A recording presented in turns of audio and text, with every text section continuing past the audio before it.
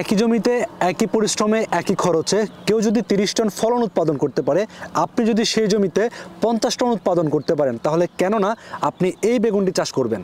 হ্যাঁ, ঠিকই শুনেছেন। এই যে বেগুনটি আপনারা দেখতে পাচ্ছেন, একই গাছ, একই ধরনের জমি, একই ধরনের পরিচর্যা, একই ধরনের খরচ, সব কিছু একই রয়েছে। অনেকে কিন্তু বেগুন চাষ করে বাংলাদেশের মধ্যে, কিন্তু তাদের চেয়ে আপনি যদি দ্বিগুণ বা দেড় গুণ ফলন বেশি পেয়ে থাকেন, তাহলে কেমন হয়? আপনি আমার কাছে যে জাতি দেখতে পাচ্ছেন এখন, যারা কৃষিকাজ করে থাকেন বা উদ্যোক্তা যারা রয়েছেন, শিক্ষিত উদ্যোক্তারা রয়েছেন, তারা কিন্তু চাইলে এই বেগুনটি চাষ করতে পারেন। আপনারা দেখতে পাচ্ছেন এই বেগুনের যে জাত, মাশাআল্লাহ বলতেই হবে যে সাইজ বেগুনগুলো আসে, এবং এই গাছের মধ্যে কিন্তু বেশ ভালো পরিমাণে কিন্তু বেগুন ধরে আছে। তো আজকে কিন্তু আমি অবস্থান করছি একটি বেগুনের প্রজেক্টের মধ্যে। আজকের পর্বে এই বেগুনের জাত সম্পর্কে জানবো, আপনাদেরকেও জানাবো। যারা চাষ করতে চান তাদের জন্য কিন্তু বেশ লাভজনক হবে এই জাতটি, এবং এই বেগুনটি চাষ করার ক্ষেত্রে কিভাবে আপনারা চাষ করবেন, কিভাবে পরিচর্যা করবেন, কতটুকু জমিতে কি পরিমাণ গাছ রোপণ করবেন, সার, কীটনাশক সবকিছু মিলিয়ে বিস্তারিত একটি প্রতিবেদন দেওয়ার চেষ্টা করব আজকের পর্বে। তো চলুন শুরু করা যাক কৃষি প্রতিবেদন চ্যানেলের নতুন একটি পর্ব। বরাবরের মতোই ক্যামেরায় হযরত আলীকে সাথে নিয়ে আমি এনআই ইমন রয়েছি আপনাদের সঙ্গে। আসসালামু আলাইকুম স্যার। ওয়ালাইকুম আসসালাম ওয়া রাহমাতুল্লাহি ওয়া বারাকাতুহু। কেমন আছেন আপনি? আলহামদুলিল্লাহ। আজকে তো স্যার আমরা আপনাদের বেগুনের একটি এটা হচ্ছে গবেষণা প্রজেক্টের মধ্যে রয়েছে। আমরা একটা নতুন জাত সম্পর্কে জানবো। শুরুতে স্যার একটু আপনার পরিচয়টা একটু জানবো আমরা। ধন্যবাদ। আমি ডক্টর এ.কে.এম. কামরুজ্জামান, বাংলাদেশ কৃষি গবেষণা ইনস্টিটিউটের সবজি বিভাগের মুখ্য বৈজ্ঞানিক কর্মকর্তা হিসেবে দায়িত্বপ্রাপ্ত আছি এবং সবজি গবেষণার প্রধান হিসেবে এখানে কাজ করছি। আমরা তো স্যার এখানে যে প্রজেক্টের মধ্যে রয়েছে, অর্থাৎ গবেষণা প্রজেক্টের মধ্যে অনেকগুলো জাতি রয়েছে। তো এইখানে যে জাতটি রয়েছে আজকে আমরা তো এই জাতটি সম্পর্কে জানবো। এইটা স্যার মূলত কী জাত এবং এটার আবিষ্কারের বিষয়ে যদি আমাদের একটু বলতেন। আসলে শুধু এটা থেকে না বলে আমি বেগুন সম্পর্কে, গবেষণা সম্পর্কে একটু আমি বলতে চাই। আমাদের এই পুরা মাঠে দেখবেন যে অনেক ধরনের বেগুনের গাছ আছে। বেগুন দেখলে দেখবেন যে দুই ধরনের অ্যাপারেন্টলি চোখে পড়ে, একটা বেগুনি কালার, একটা সবুজ কালার।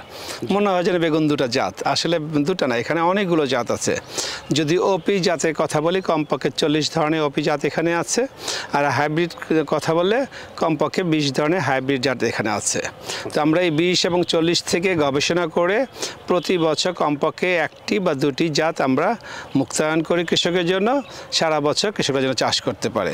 তো আপনি যেটা বলেছেন, আমি যে প্লটের সামনে দাঁড়িয়ে আছি, এখানে বেগুনি কালার একটা বেগুন দেখা যাচ্ছে, সেটা হলো একটা হাইব্রিড জাত।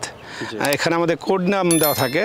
এখানে যেহেতু যখন মুক্তায়ন হবে কৃষি মন্ত্রণালয় থেকে, যখন আমরা এটা পাবো, মুক্তায়নের সার্টিফিকেট পাবো, তখন এটার নাম হবে। যেমন এই পর্যন্ত বাড়ি হাইব্রিড বেগুন 6 পর্যন্ত আমাদের আছে। যদি এটা মুক্তায়ন হয় সেই ক্ষেত্রে এটা নাম হবে বাড়ি হাইব্রিড বেগুন 7। তো এই জাতের বৈশিষ্ট্য হলো যে এটা একটু বড় সাইজের হবে, ইলংগেট শেপ, এবং এটা কমপক্ষে 18 থেকে 20 cm বা 8 ইঞ্চির মতো লম্বা হবে, এবং পাশও এটা মোটামুটিভাবে ধরলে 2.5 থেকে 3 ইঞ্চির মতো চওড়া বা পাশ হবে, এবং একটি ফলের ওজন 200 গ্রামের মতো হবে। তো সেই হিসাবে 5টি বেগুনের ওজনে 1 কেজি হয়ে যাবে। এবং যদি আমি হেক্টর প্রতি হিসাব করি, এখান থেকে কমপক্ষে 50 টন প্রতি হেক্টর এখানে ফলন পাওয়া যাবে।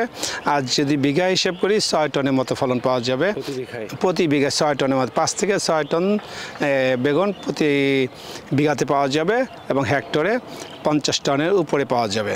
আচ্ছা, আমরা স্যার একটু ওই পাশ দিয়ে যাবো, এগুলোর গাছটা একটু আমরা দর্শকদেরকে দেখাবো, কৃষি উদ্যোক্তা ভাইদেরকে দেখাবো। আর এখানে আপনার জ্ঞাতার্থে বা আমাদের কৃষি উদ্যোক্তা ভাইয়ের জ্ঞাতার্থে আরও বলতে চাই, এই বেগুনটা শুধু শীতকালেই হবে না, এটা গ্রীষ্মকালে চাষ হয়ে থাকে। সেই ক্ষেত্রে গ্রীষ্মকালে ফলনটা একটু কম হবে। যদি আমরা শীতকালে এটা 50 টনের উপরে বলে থাকি, গ্রীষ্মকালে এটা 35 থেকে 40 টন পাওয়া যাবে, এবং বিঘা প্রতি এটা আপনার 4 থেকে 5 টনের মতো পাওয়া যাবে। আচ্ছা, এখানে তো দেখতে পাচ্ছি কিছু বেগুনের সাইজ বেশ বড় সাইজ হয়েছে, এগুলোর ওজন আনুমানিক কত আসবে? 200 গ্রাম প্লাস মাইনাস। আচ্ছা, যেগুলো একদম বড় সাইজ হয়েছে? জি, বড় সাইজ হয়েছে, এবং 5টা বেগুনে বা 4টা বেগুনে 1 কেজি হয়ে যাবে। আচ্ছা, আমরা যদি আপনাদেরকে এখানে দেখা একশো দর্শক ভাইদেরকে বলছি বা কৃষি উদ্যোক্তা ভাইদেরকে বলছি, প্রত্যেকটা গাছের মধ্যে বেশ ভালো পরিমাণে কিন্তু ফলন ধরেছে। এখানে স্যার যেটা বললো যে 200 গ্রাম 250 গ্রাম প্লাস হয়ে থাকে। এই যে একটা বেগুনের ওজন আপনার 200 গ্রামের উপরে হবে, 4টা বেগুনে 1 কেজি মানে 250 গ্রাম করে হবে। আচ্ছা আচ্ছা। এবং এটা হচ্ছে বেশ সব মানে নরম, এবং এটা সবজি খাওয়ার জন্য, ভাজি খাওয়ার জন্য সবভাবে এটা আমাদের কনজিউমাররা গ্রহণ করতে পারবে। আচ্ছা, এখানে আমরা দেখতে পাচ্ছি আপনারা মালচিং ব্যবহার করেছেন। আসলে মালচিং ব্যবহারের এখানে আপনাদের মুখ্য উদ্দেশ্যটা কি শুধুমাত্র আগাছা দমনের জন্য নাকি? প্রথম উদ্দেশ্য আগাছা দমন, দ্বিতীয় উদ্দেশ্য হচ্ছে যে আপনার এখানে মাটিতে রসকে কনজার্ভ করে থাকে, রসকে বজায় রাখে। এখানে অতিরিক্ত সেচের প্রয়োজন হয় না। আমরা যে সেচ দিয়ে থাকি, নালা সেচ দিয়ে থাকি, প্রতি নালায় নালায় সেচ দেওয়া হয়, সেই ক্ষেত্রে প্রচুর পরিমাণ পানি লাগে। আমি যদি মালচিং পদ্ধতি দিই তাহলে আমার একবার সেচ দিলেই আমার কমপক্ষে 20 থেকে 25 দিন বা 1 মাস পর্যন্ত আর সে কোনো সেচ দেওয়ার দরকার হয় না। এবং এখানে আমি যেই সারটা দিই, যেই ফার্টিলাইজার দিই, সেখানেও আমার নর্মাল যে আমরা যদি বিঘা প্রতি আমি 30 কেজি সার দিয়ে থাকি, সেখানে আমার 20 কেজি সার দিলে এখানে চলবে। কারণ কি এখানে জুডিশিয়াস ইউজ হচ্ছে, প্রয়োজন মতো সার ব্যবহার হচ্ছে এখানে, যার ফলে সারের অপচয় হয় না, পানির অপচয় হয় না।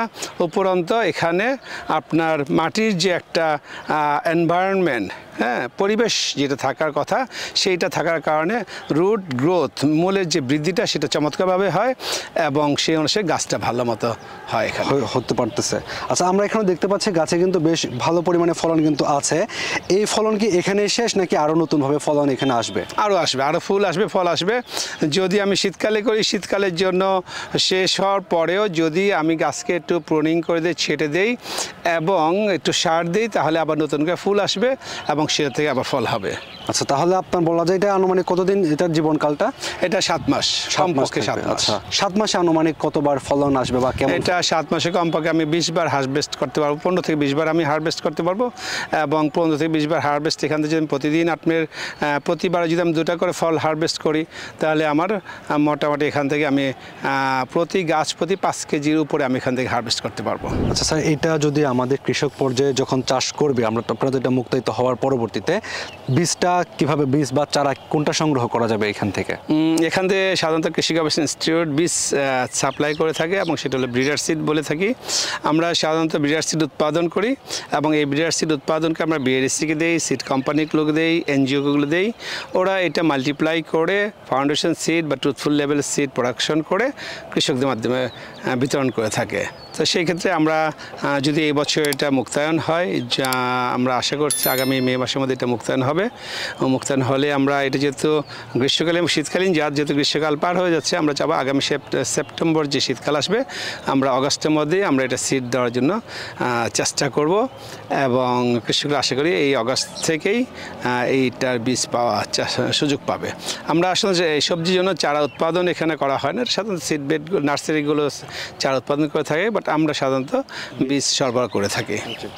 আমরা তো স্যার আজকে এই যাত্রা সম্পর্কে বিস্তারিত অনেক তথ্যই জানতে পেরেছি। এখন আমাদের কৃষক পর্যায়ে যদি এটা চাষ করতে চায়, আসলে এটা তাদের জন্য বা এটা কাদের জন্য কেমন হবে বলে আপনি মনে করছেন? ধন্যবাদ। আসলে আমরা মূলত কৃষকদের জন্য করে থাকি।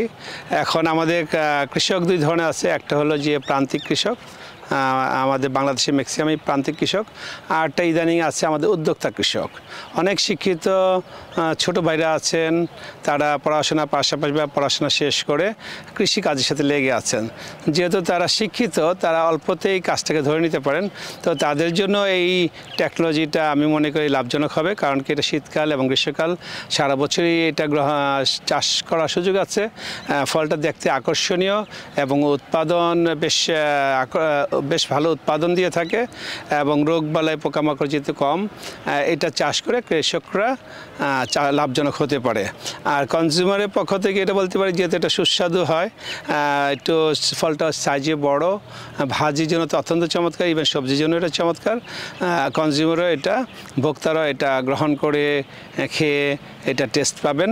আরটা হতে পারে যে উৎপাদনের সাথে সাথে ফসল উৎপাদন, বেগুন উৎপাদনের পাশাপাশি আমি পরামর্শ পরামর্শ দিব, যারা বীজ উৎপাদন করতে চান সেই ধরনের যদি উদ্যোক্তা এগিয়ে আসেন, তাহলে এটা বীজ উৎপাদন করে সারা বাংলাদেশে সারা দেওয়ার জন্য তারা ভূমিকা রাখতে পারে। সেই ক্ষেত্রে বীজ উৎপাদনের জন্য যেহেতু আলাদা কিছু টেকনোলজি আছে, সেটা আমরা হাতে কলমে শিক্ষা দিতে পারবো। যারা আগ্রহী আছেন তারা আমাদের সাথে যোগাযোগ করতে পারেন। তাদেরকে আমরা প্রশিক্ষণ, হাতে কলমে প্রশিক্ষণ দেওয়ার পাশাপাশি তাদেরকে বীজ দিব, যেন তারা তাদের কৃষক পর্যায়ে বীজ উৎপাদন করে, বীজ বিক্রি করে সারা দেশে এই ভালো জাতের বেগুনের বীজ ছড়া দিতে পারেন এবং ভালো জাতের বীজ উৎপাদনের মাধ্যমে, বীজ থেকে চারা উৎপাদনের মাধ্যমে, বেগুন